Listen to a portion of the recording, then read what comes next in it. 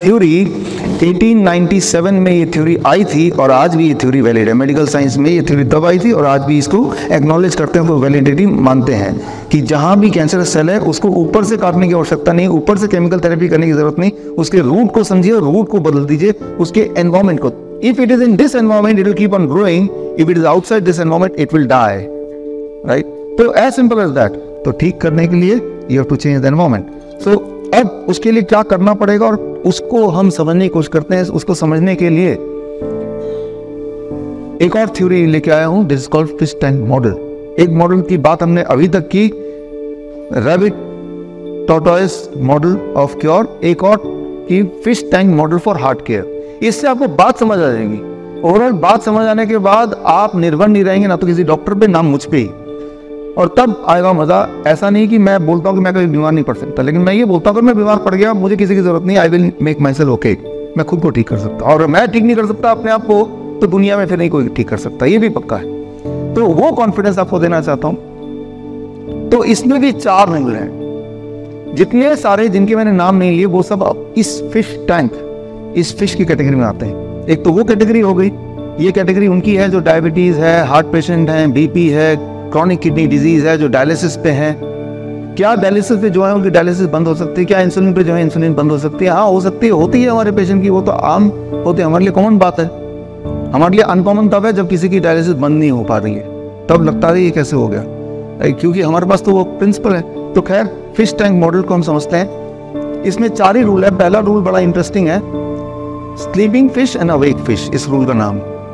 और इस रूल का मतलब यह है कि इमेजिन कीजिए एक सिनेरियो कि इस तरह का फिश टैंक आपके पास है और आप डायग्नोस करना चाहते हैं कि मछलियां सो रही हैं कि नहीं। इसके लिए कोई टूल निकालते हैं, एक तरीका निकालते हैं, एक मेथड निकालते हैं, कैसे पता करें मछलियां सो रही हैं जग रही हैं। आपको आइडिया होगा जब मछलियां सोती हैं तब भी उनकी आंखें खुली रहती हैं। तो और मछलियों का सोना जरूरी है, जैसे इंसानों का सोना जरूरी है, नहीं तो मछलियां बीमार पड़ जाएंगी। तो आप एक मेडिकल कम्युनिटी के प्रेसिडेंट हैं, फिश मेडिकल कम्युनिटी, और आपने डायग्नोस्टिक मेथड निकाला कि हम ये देखेंगे कौन सी मछली सो रही है कौन सी नहीं सो रही है, ताकि जो नहीं सो रही उनको स्लीपिंग पिल दे पाए। डायग्नोस्टिक का तरीका क्या है कि जब भी आपको शक है कि सो रही है कि नहीं, आप अंदर हाथ डालेंगे, उस फिश को पकड़ के देखेंगे हिल रहा है कि नहीं, और अगर हिल रहा होगा इसका मतलब वो सो नहीं रही है, और अगर नहीं हिल रहा है तो इसका मतलब सो रही है। अब ये डायग्नोस्टिक आपने अप्लाई कर दिया, आपने देखा अच्छा लगता है, देखते हैं कि ये सो रही है कि नहीं, आपने पकड़ा और देखा, क्या नतीजा आएगा? जगह, अरे ये तो जगह हुई, मुझे पहले शक था। फिर दूसरा कि देखते हैं, अरे ये भी तो हिल रही है, यानी ये भी जगह है। जितनों को आप पकड़ेंगे उतनों को आप यही पाएंगे कि वो हिल रही है, क्योंकि आपका जो डायग्नोस्टिक का मेथड है वो मेथड ही ऐसा है कि उसको डिस्टर्ब करके उसको जगा देना, फिर बोलना कि देखो जी मैंने तो भाई इसको डायग्नोस्ट किया और ये तो निकला है, यानी ये जगा हुआ, यानी कि the fish needs a sleeping pill, right. तो ये जो सोच है कि मुझे उसको डायग्नोस करना है, ये सोच हमारी बॉडी में क्या करता है, इसको ट्रांसलेट कर करें साइंटिफिक भाषा में तो वो कुछ इस प्रकार होगा। एक बात समझ लीजिए, मैं ये नहीं बोल रहा हूँ कि हम लोग बीमार नहीं पड़ते हैं या हम बीमार नहीं है, मैं सिर्फ ये बोल रहा हूँ कि जब आपके दिमाग में ये आ जाए कि मेरी हालत खराब है और खराब होने वाली, ये जो सोच है, ये सोच कैसे पैदा होती है? जब कोई बोल दे, कोई रिपोर्ट आ जाए, रिपोर्ट के आधार पे ये क्लियर हो जाए कि अब मेरी हालत बहुत खराब है और खराब होने वाली जिंदगी में। ये सोच को मेडिकल भाषा में बोला जाता है नोसिबो इफेक्ट। नोसिबो इफेक्ट जैसी बॉडी में आता है, ये सोच आती है, तो उससे एक बहुत सारे बदलाव आते हैं। बदलाव आता है, ये बड़ा इंटरेस्टिंग है, टोकेटसुबो। टोकेटसुबो क्या बोलते हैं? इसका कॉल्ड ब्रोकन हार्ट। आपका एक चैम्बर हार्ट का वो बड़ा होने लगता है इस लोटे की तरह। टोकेटसुबो जापानीज में लोटे को भी बोलते हैं। लोटे से जो ऑक्टोपस पकड़ते हैं, ऑक्टोपस के 8 पैर है, वो अंदर तो चला गया लेकिन वो पैर को सुगड़ता नहीं कभी, तो बाहर नहीं निकल पाता है, राइट। तो इसी से इंस्पायर होके इसको एक मेडिकल टर्म की तरह यूज किया जाता है, टोकेटसुबो। और जब आपका एक चैम्बर बड़ा हो गया है एंड धीरे धीरे आपका हार्ट काम करना बंद कर देगा, दैट इज कॉल्ड वुडू डेथ। तो मैं ये बोलना चाह रहा हूं, ये जो सोच है, आप बीमार है कि नहीं वो तो फैक्टर है ही आपके मरने के लिए या और खराब होने के लिए, लेकिन उस फैक्टर में एक फैक्टर और जुड़ गया कि मैं लगातार दिन रात सोच रहा हूं कि मेरी हालत खराब होने वाली है और खराब हो रही है, और मैं रोज डायग्नोसिस करा रहा हूं किसी न किसी बहाने, और डायग्नोसिस के रिपोर्ट को देख के और चिंतित में हूं, और उससे it is causing additional burden of disease on your body. इसे कहते हैं नोसिबो इफेक्ट। ये बहुत ही कॉमन है। मैं आपको एक ही उदाहरण देता हूँ कि जैसे ही डॉक्टर ने बोला आपका ब्लड प्रेशर चेक करते हैं, एकदम से हार्ट बीट बढ़ गया, ब्लड प्रेशर बढ़ जाएगा ना, राइट। डॉक्टर को देखते ही ब्लड प्रेशर और बढ़ गया। इसे कहते हैं व्हाइट कोट सिंड्रोम, राइट। दुनिया में 70% लोगों को they are suffering from white coat syndrome. White coat, जैसे व्हाइट कोट देखा दिल की धड़कन बढ़ गई, तब ब्लड प्रेशर चेक करेंगे, देखा आपका ब्लड प्रेशर, मुझे शक था कि ज्यादा होगा, देखा ज्यादा है, अरे भाई आप ही की वजह से तो ज्यादा है। जैसे ही वहां से घर गए नॉर्मल हो गया।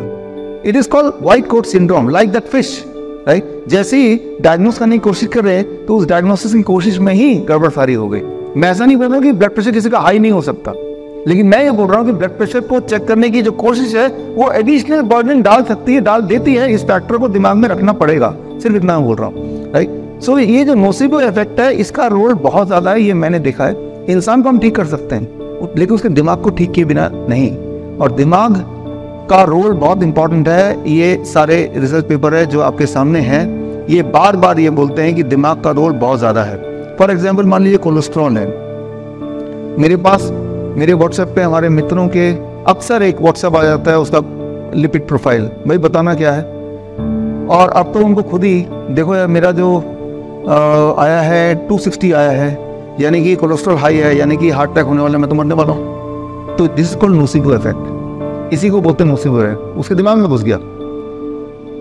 अब यही वाला रिपोर्ट आता 260 और ये आता 1978 से पहले, तो 1978 से पहले 300 तक तो नॉर्मल माना जाता था, तो तब वो अपने आप को हेल्दी महसूस करता। लेकिन 1978 से लेकर 1998 तक 240 और आजकल तो 200 हो गया है काफी समय से, यानी कि 200 से ऊपर हुआ तो वो एबनॉर्मल है, जबकि एक टाइम पे वो नॉर्मल था। यानी कि जो नॉर्मल हेल्दी बोला जाता था वो अब कोलेस्ट्रॉल की जो आंकड़े हैं वो धीरे धीरे कम होने लगे, टोटल कोलेस्ट्रॉल, राइट।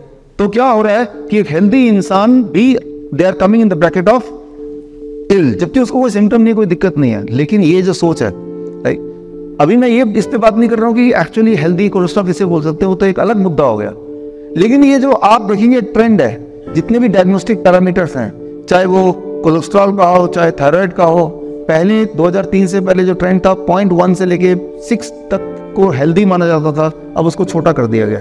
छोटे करने से क्या होगा कि वो लोग जो एक टाइम पे हेल्दी के रेंज में थे, फॉर एग्जाम्पल 2003 से पहले किसी का अगर 5 या इवन 6 TSH था तो उसे नॉर्मल बोला जाता था, आज अगर वही इंसान का 6 अगर आएगा तो क्या बोल देंगे, वो थायराइड का पेशेंट है, दवाई लेनी चाहिए, राइट। तो दिमाग में ये आ गया कि मैं थायराइड का पेशेंट हूँ, ये जो आ गया दिमाग में नोसिबो इफेक्ट, ऊपर से दवाई ले रहे हैं उसका अलग से साइड इफेक्ट। तो ये सिर्फ थायराइड के केस में है, ये लगभग मैंने ट्रेंड देखा है, जितने सारे पैरामीटर्स कॉमनली आप चेक करते हैं वो सारे parameter over a period of time squeeze होते जा रहे हैं। उन पैरामीटर को मैच करने के लिए ह्यूमन ये पॉसिबल नहीं है। ऐसा कोई इंसान दुनिया का नहीं होगा कि जो सारे के सारे पैरामीटर वो कितना भी हेल्दी अदरवाइज हो वो मैच कर ले।